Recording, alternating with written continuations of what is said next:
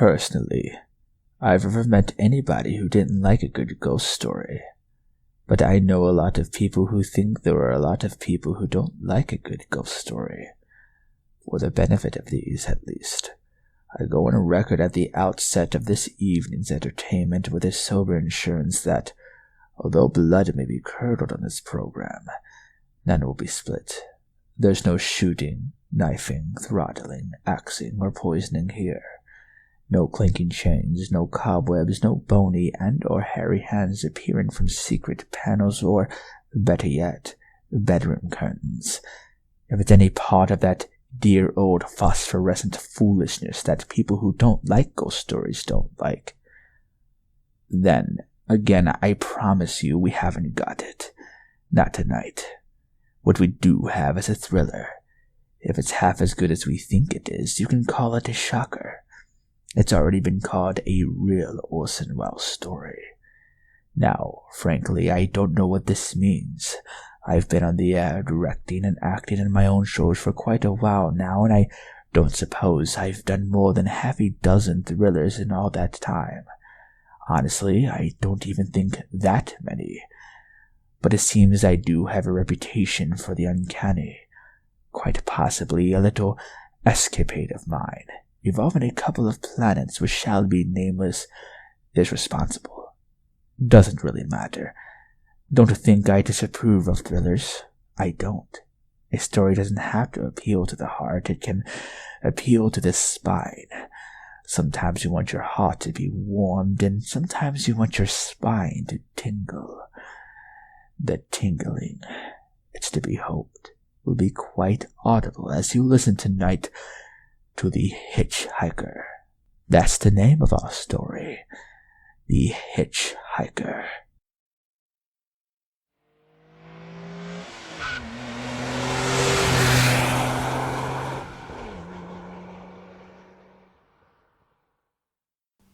I'm in an auto camp on Route 66, just west of Gallup, New Mexico.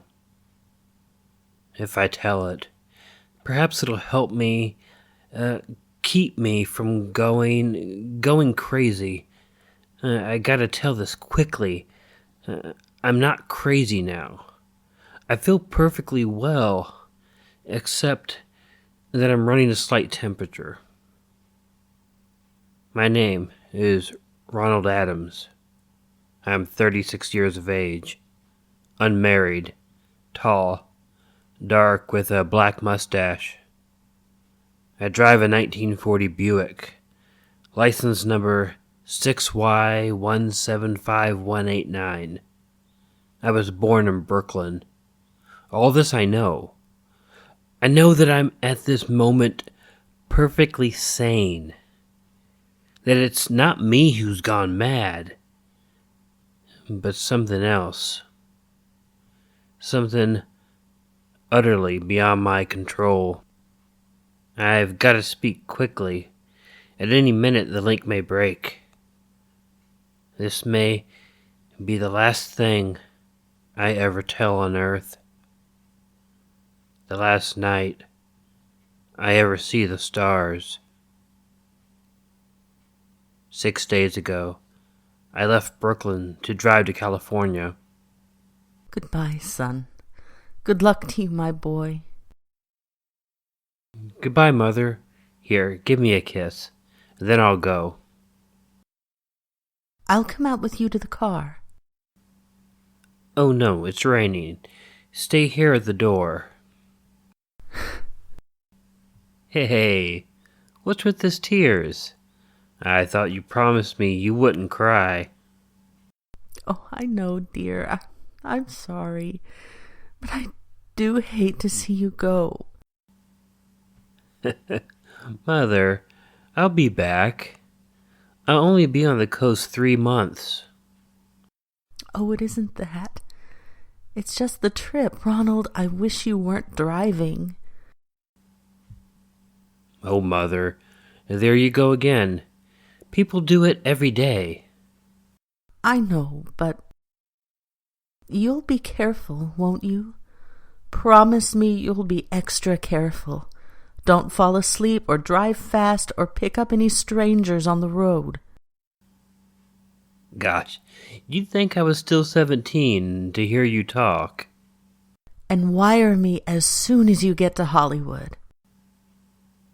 Of course. Won't you, son? Of course. Of course I will. Don't you worry. There isn't anything gonna happen. It's just 8 days of perfectly simple driving on smooth, decent, civilized roads with a hot dog or a hamburger stand every 10 miles. I was in fine spirits. The drive ahead of me, even the loneliness, seemed like a lark. But I reckoned without him. Crossing Brooklyn Bridge that morning in the rain, I saw a man leaning against the cables. He seemed to be waiting for a lift. There were spots of fresh rain on his shoulders. He was carrying a cheap overnight bag in one hand. He was thin, nondescript, with a cap pulled down over his eyes. I would have forgotten him completely, except that just an hour later, while crossing the Pulaski Skyway over the Jersey Flats, I saw him again. At least, he looked like the same person. He was standing now, with one thumb pointing west. I couldn't figure out how he got there, but I thought probably one of those fast trucks had picked him up, beaten me to the Skyway, and let him off. I didn't stop for him. Then, late that night, I saw him again. It was on the new Pennsylvania Turnpike, between Harrisburg and Pittsburgh. It's 265 miles long, with a very high speed limit. I was just slowing down for one of those tunnels when I saw him, standing under an arc light by the side of the road. I could see him quite distinctly, the bag, the cap, even the spots of fresh rain spattered over his shoulders. He helloed at me this time.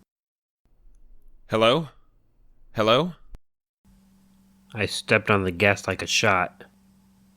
It's lonely country through the Alleghenies, and I had no intention of stopping. And besides, the coincidences, or whatever it was, gave me the willies. I stopped at the next gas station. Yes, sir? Fill her up. Oh, certainly, sir. Check your oil, sir. No thanks. Nice night, isn't it? Yes. It hasn't been raining here recently, has it? Not a drop of rain all week. Oh. I suppose that hasn't done your business any harm. Oh, people drive through here all kinds of weather. Mostly business, you know. There aren't many pleasure cars out on the turnpike this season of the year. I suppose not. What about hitchhikers? Hitchhikers? Here? And what's the matter? Don't you ever see any? Not much. If we did, it'd be a sight for sore eyes. Why? Oh, a guy'd be a fool who started out to hitch rides on this road. Look at it. Then you've never seen anybody. No. Maybe they get the lift before the turnpike starts. I mean, you know, just before the toll house. But then it'd be a mighty long ride. Most cars wouldn't want to pick up a guy for that long a ride. And, you know, this is pretty lonesome country here. Mountains and woods. You ain't seen anybody like that, have you? Oh, no. Oh, no, not at all. I was just, it was just a technical question. Oh, I see. Well, that'll be just $1.49 with the tax. The thing gradually passed through my mind as sheer coincidence. I had a good night's sleep in Pittsburgh.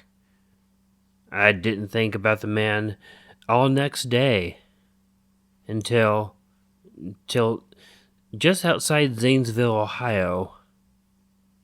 I saw him again. It was a bright, sunshiny afternoon. The peaceful Ohio fields, brown with the autumn stubble, lay dreaming in the golden light, and I was driving slowly, drinking it in, when the road suddenly ended in a detour. In front of the barrier, he was standing.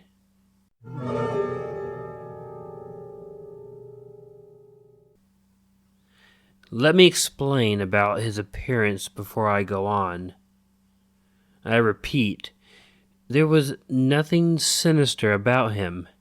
He was as drab as a mud fence, nor was his attitude menacing. He merely stood there, waiting, almost drooping a little, the cheap overnight bag in his hand.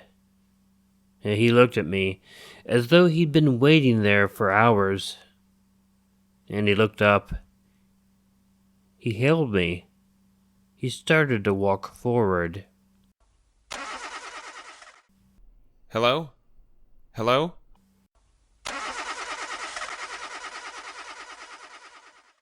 No, not just now. Sorry. Going to California? No, not today. The other way. I'm going to New York. Sorry.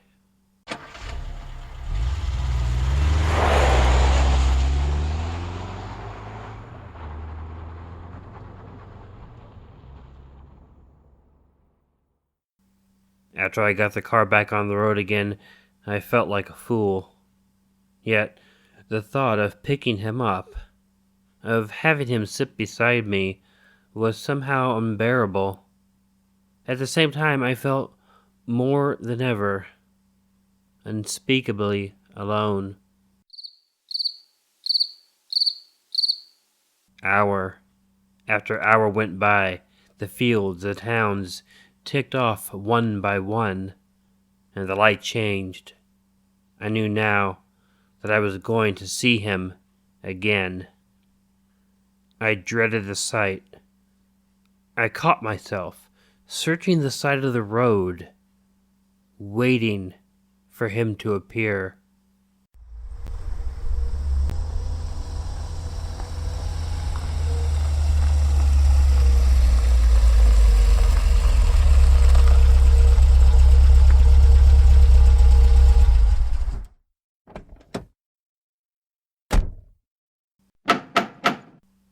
Yeah? What is it? What do you want? You sell sandwiches and pop here, don't you? Yeah, we do in the daytime, but we're closed up for the night. I know, but I was wondering if you could possibly let me have a cup of coffee. A black coffee? No, not this time of night, mister. My wife's the cook. She's in bed. No, don't shut the door. Please, listen, just a minute ago, there was a man standing here, right beside the stand. A suspicious-looking man. I don't mean to disturb you.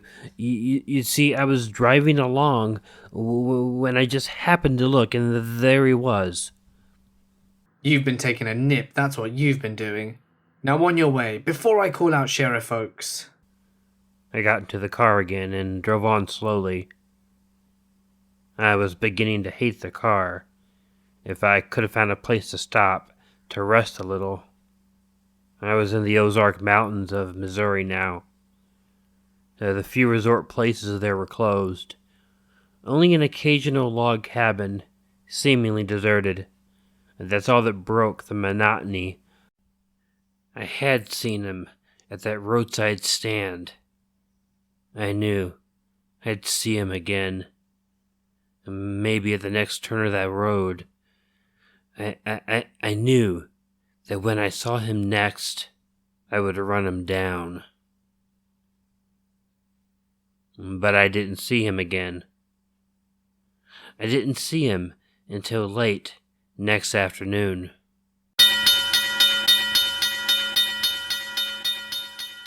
I'd stopped the car at a sleepy little junction just across the border in Oklahoma to let a train pass by.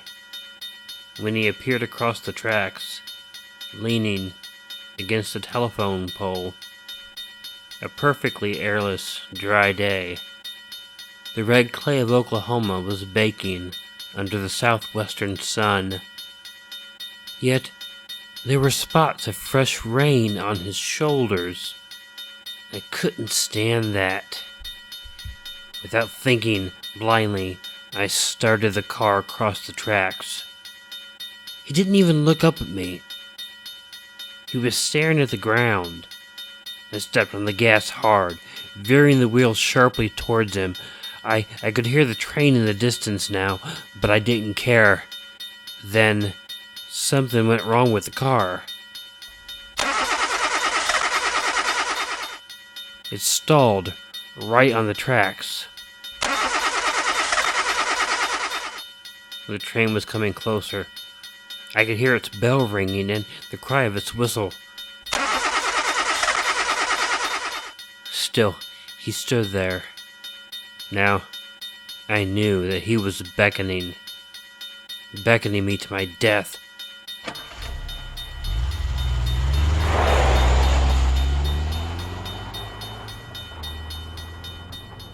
Well, I frustrated him that time. The starter worked at last. I managed to back up. When the train passed, he was gone. I was all alone in the hot, dry afternoon. After that, I knew I had to do something.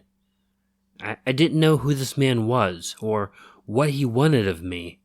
I only knew that from now on, I mustn't let myself alone on the road for 1 minute. Hello there. Like a ride? Well, what do you think? How far are you going? Where do you want to go? Amarillo, Texas? I'll drive you there. Gee.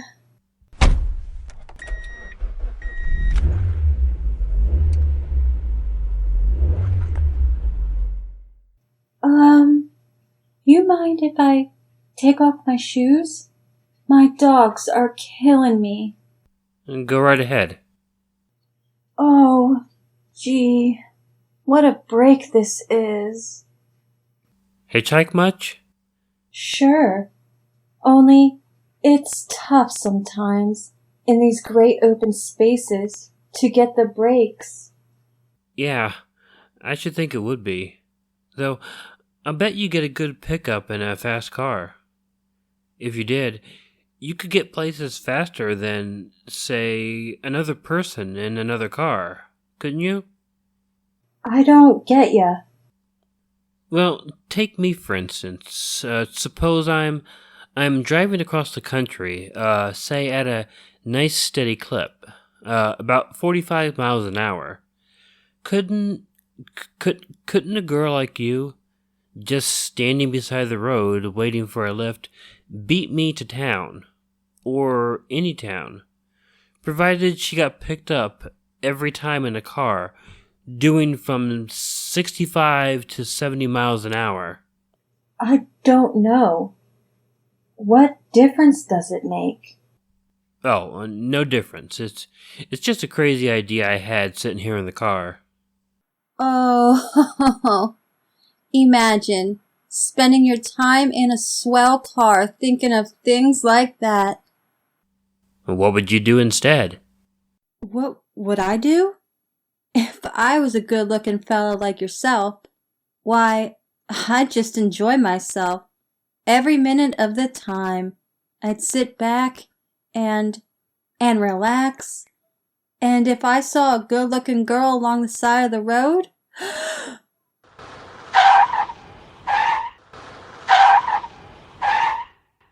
hey, look out!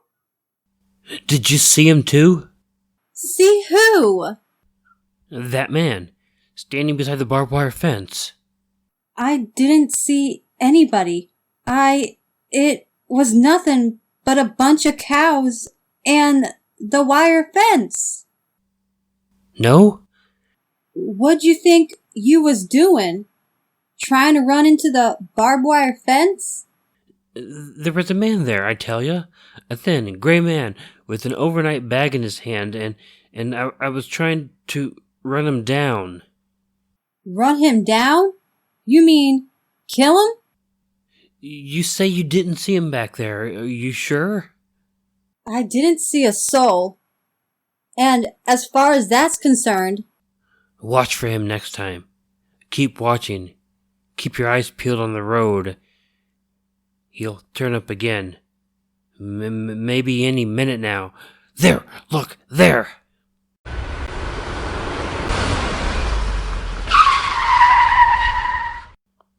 How does this door work? I'm getting out of here. Did you see him that time? No, I didn't see him that time. And personally, mister, I don't expect ever to see him. All I want to do is go on living. I don't see how I will very long driving with you. Oh, I'm sorry. I'm sorry. I don't know what came over me. Please don't go. So, if you'll excuse me. You can't go. Listen, how would you like to go to California? I'll drive you to California. Seeing pink elephants all the way? No thanks. Thanks just the same. Listen, please. Please, just 1 minute, please. You know what I think you need, big boy? Not a girlfriend. Just a good dose of sleep. Please. There. I got it now. No, you can't go, please. Leave your hands off of me. Did you hear? Leave your hands off of me. She ran from me, as though I were a monster.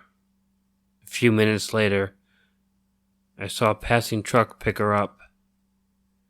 I knew then that I was utterly alone.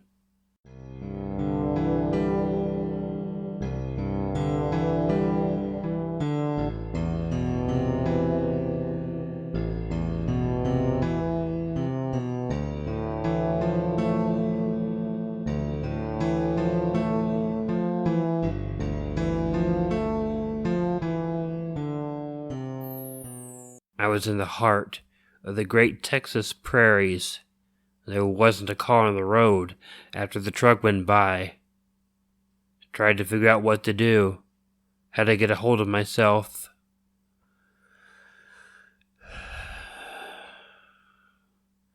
If I could find a place to rest, or even if I could sleep right here in the car for a few hours along the side of the road.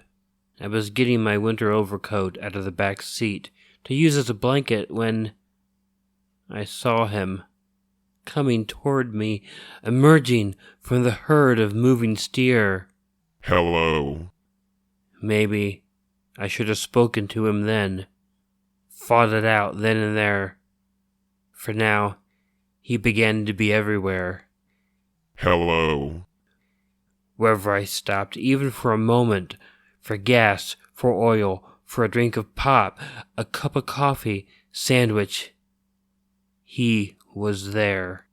I saw him standing outside the auto camp in Amarillo that night when I dared to slow down. He was sitting near the drinking fountain of a little camping spot just inside the border of New Mexico. He was waiting for me outside the Navajo reservation where I stopped to check my tires. I saw him in Albuquerque, and I should have made that left turn. About 20 gallons of gas. I was afraid to stop now. I began to drive faster and faster.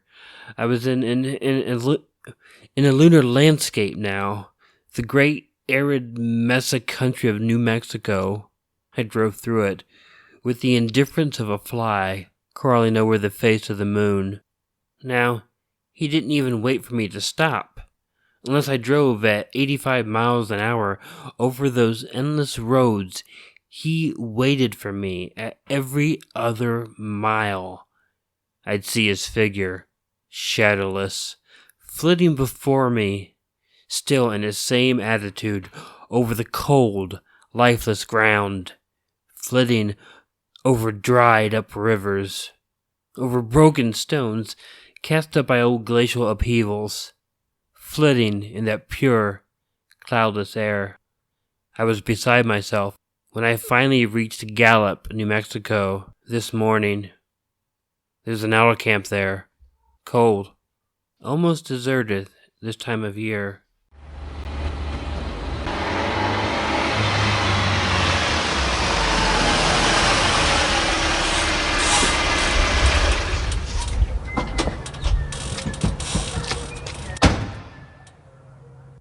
I went inside and asked if there was a telephone.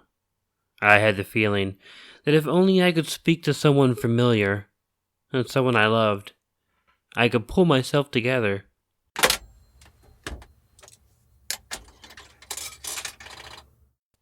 This is long distance. I'd like to put in a call to my home, to Brooklyn, New York. I'm Ronald Adams. The number is Beechwood 20828. Certainly. I'll try to get it for you. I'd read somewhere that love could banish demons. It was in the middle of the morning. I knew my mother'd be home. I pictured her tall and white-haired in her crisp house dress, going about her tasks. It'd be enough, I thought, just to hear the even calmness of her voice. New York for Gallup.